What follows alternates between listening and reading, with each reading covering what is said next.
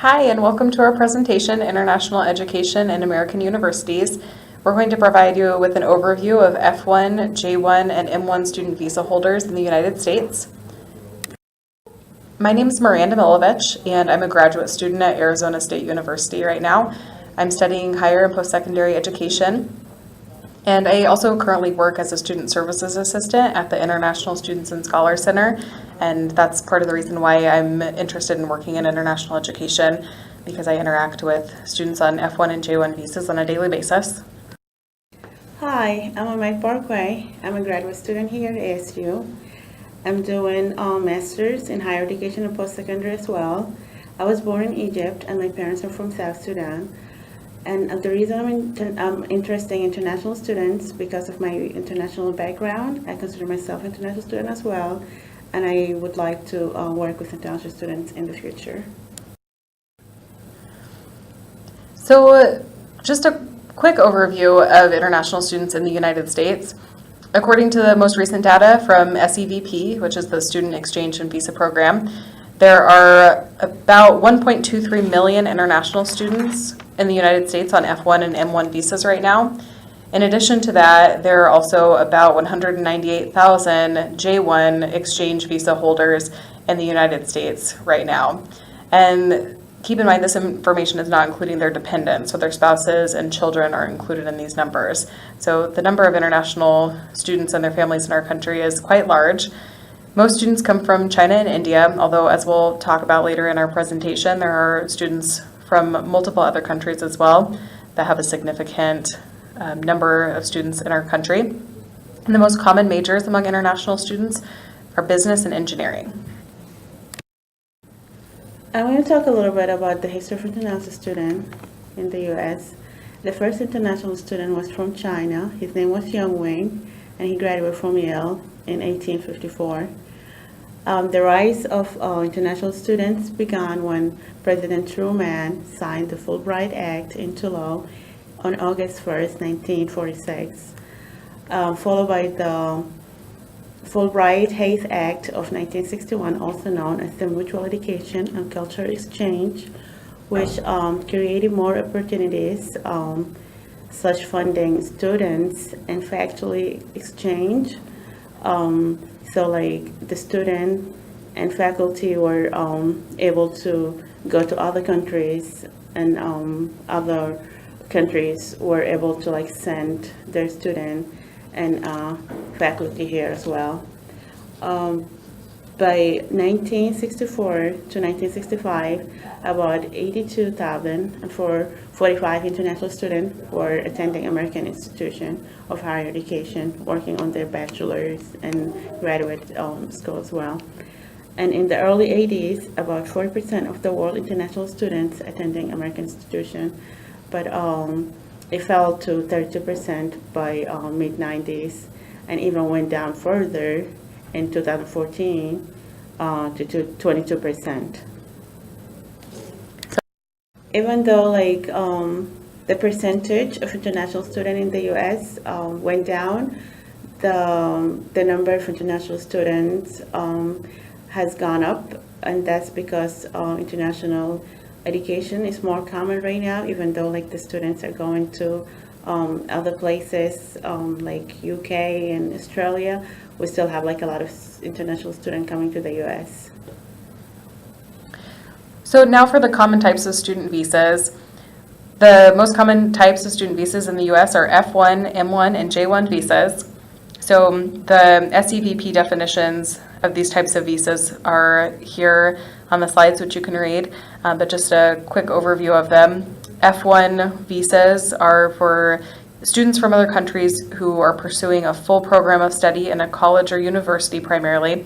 Other types of school that accept F1 visas are seminaries, conservatories, academic high schools, private elementary schools, or other academic schools, or language training programs, which the AECP program at ASU, which is referred to as Global Launch, that's an example of a language training program. And then there's an M1 visa, which that's for students who are from another country and they're pursuing vocational or technical training. And they can also go to another type of non-academic school other than a language training program. So one example would be some dance academies here in the United States accept M1 visas. And then there's the J1 exchange visitors. So J1 student visas are for students who are in an exchange visitor program that's monitored by the Department of State. And then, so here we have an example of an F1 I-20. So this is the immigration document that F1 students have to have. And it contains biographical information, school information, major information, so about the program of study, as well as financial information. And that shows that the student has enough money to attend school here. The designated school official, or the DSO, will sign the I-20 as well as the student. And the M1 I-20 is basically exactly the same as the F1 I-20, except for in the top right-hand corner you can see that it says technical and vocational in that box next to M1, whereas on the F1 it says academic and language. So yeah, on the F1 and M1 I-20s, there's a place on the back of the page for a travel signature. And that travel signature is what will allow the student to re-enter the United States if they were to travel to a new country or a different country and come back to the U.S. There's also a DS 2019, which is what the J1 students carry. It's very similar in information to the F1 and M1 I-20. But it has a little bit different format. As you can see in the bottom right-hand corner, that's where the travel signature by the ARO goes. So F1 and J1 basic requirements for ASU students. This information is good to know if you work in a department or in an office that interacts with international students. F1 and J1 students have to complete SEVIS check-in when they arrive to the United States for the first time. SEVIS is the government's database that they use to keep track of international students in the United States. F1 and J1 students also have credit hour requirements that they have to abide by. So for undergraduate students, that requirement is 12 credit hours minimum. At least 9 of those credit hours have to be in person, and they have to be enrolled throughout the semester. So they can't just take all session A or all session B or all online classes. For graduate students, the requirement is 9 credit hours, at least 6 in person. They also have to have a valid passport, and it has to be valid 6 months into the future. They do have to have a valid visa to enter the country, but if that visa expires while they're here, that's fine. They don't need to get a new visa unless they plan to leave the U.S. and re-enter. They also have to have that travel signature, like I discussed before, and they must be making academic progress toward a degree. So they can't just be taking classes for fun here. They have to be making academic progress toward the degree that's listed on their immigration document. So where they come from, as we mentioned earlier, China ranks on the top of the countries of the most international student in the U.S. With 31%. India comes second with 16%, Saudi Arabia third with 5.9%, and South Korea is the fourth with 5.8%. 42 of the international students are undergraduate and 37 were graduate level, and that was according to 2015-2016 statistics. And this here shows numbers. As I said, most of students come from Asia, China, and you can see like this screen right here shows that the number went up by 3.1%. And then Europe went down actually by 1%, and then Australia and Pacific Island went up by 6%. So what schools do they attend? Many international students choose schools based on their geographic location, also prestige of programs. So for example, if a student knows that ASU has a good computer science program, then they might choose or make their decision to come here based on that. Cost is also an important factor. International students are typically charged a lot more than domestic students, and even more than out-of-state students. So, and we'll talk more about the economic impact of international students in future slides. Another reason students might choose to go to a school is based on how internationally friendly the school is. So schools have to get SEVP certification to allow international students to enroll. And as you can see, Arizona State University is actually on the list of the top 5 F1 approved schools, below New York University and some other schools. We have about 11,500 international students enrolled at ASU currently. That's number 5 in the nation. What are they studying? So 20% of the international students are studying business and management, another 20% are studying engineering, and 14% are studying math and computer science. Usually they have computer science as a major and a math as a minor, and sometimes they will have both of them as major. And this data right here shows other majors international students study as well. For example, education, agriculture, and social sciences. So now we're going to talk about international students here at ASU. ASU ranked as number 1 public university in the United States, chosen by the international student, according to the Institute of International Education. About 11,500 students at ASU are on F1 and J1 visa, and mostly F1 visas are mostly the students who are at ASU are on F1 visa. And the national trend, most of the international students here at ASU are from China and India. Also, there's a lot of students who are sponsored by some organization or government from their home countries, and usually they have requirements. The student has to return home to work there after graduation, since they were paying for their education. And common sponsors countries are for example, Kuwait, Qatar, and Saudi. All right, so the work authorization basics. Many students come to the United States to study because there are work authorization benefits that they can get after graduation and sometimes before. F1 students have the option to do OPT, which is optional practical training, and CPT, which is curricular practical training. Pre-OPT is work authorization for off-campus employment that takes place before graduation, and post-OPT is work authorization for after graduation. And all F1 students who complete a degree can be eligible for up to 12 months of post-OPT, and they can also apply for a STEM extension if they are in a STEM field, like any science, technology, engineering, or math field, and that's an extra 24 months of work authorization. J1 students are eligible for academic training, and only postdocs are eligible for the 36-month extension in this case. M1 students are eligible for up to 6 months of OPT, and that's the only work authorization that M1 students are eligible for. Then on-campus work eligibility. International students can work on campus on an F1 visa or a J1 visa. They can work up to 20 hours per week, 40 hours per week during the winter and summer breaks. Same thing for J1 students, although J1 students have to get additional approval through their exchange program. Contrary to what a lot of people think, international students can apply for a Social Security card, and they have to apply for a Social Security card if they're working. And they must maintain their visa status at all times to be eligible for employment.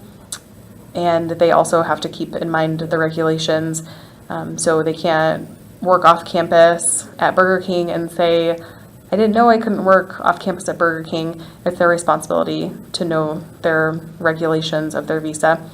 And another thing to keep in mind for students working on campus, they have to file income tax in addition to the basic taxes that all international students have to file. They can get a refund just like Americans can.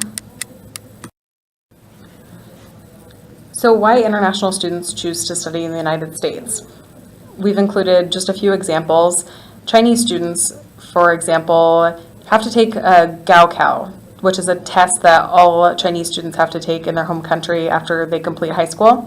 The Gaokao is a really difficult test, and it requires them to basically study for their entire schooling. So in elementary school and high school, it's all just to prepare them for the Gaokao.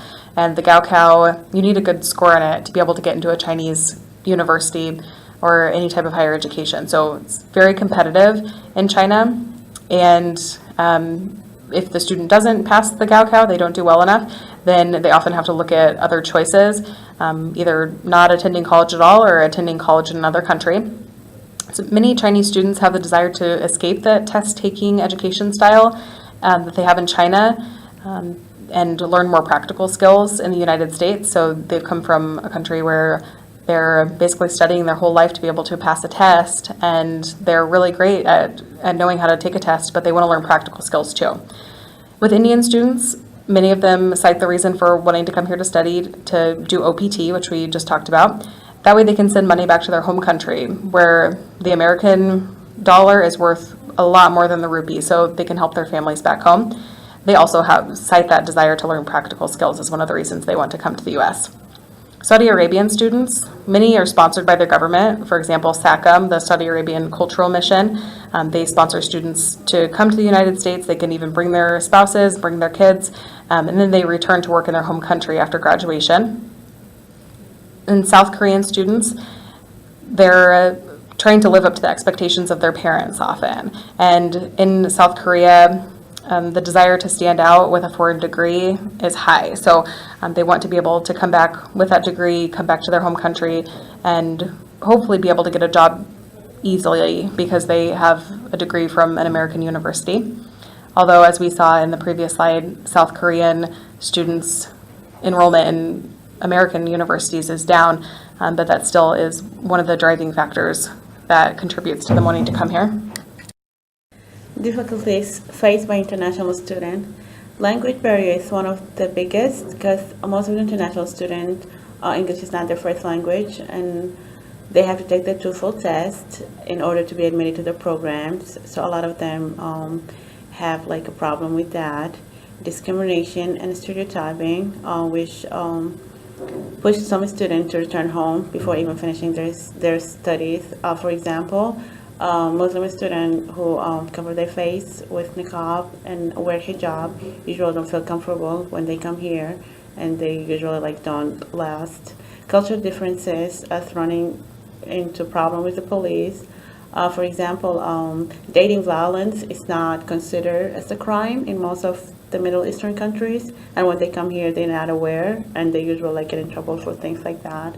And financial difficulties, most of the students have to pay from their pockets, like their parents, and sometimes when things happen back home, they don't have the means since they can't work and things like that. So it's one of the biggest problems, not having the financial means. So the impact of international students on U.S. economy. In 2014-2015, international students added an estimated of $30.5 billion to the economy. In 2015, 64 of international students paid out of pocket for their tuition. OPT and H-1B programs contribute skilled workers to the U.S. economy. American science and technology companies are able to expand because of these programs.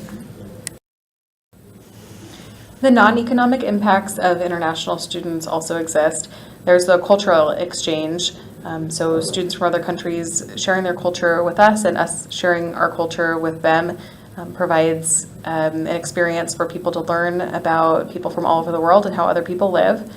And more diverse classrooms lead to more thought-provoking discussions, and they teach students to look at topics through an international lens and not focus completely on how different topics affect only Americans, but affect people from around the world as well.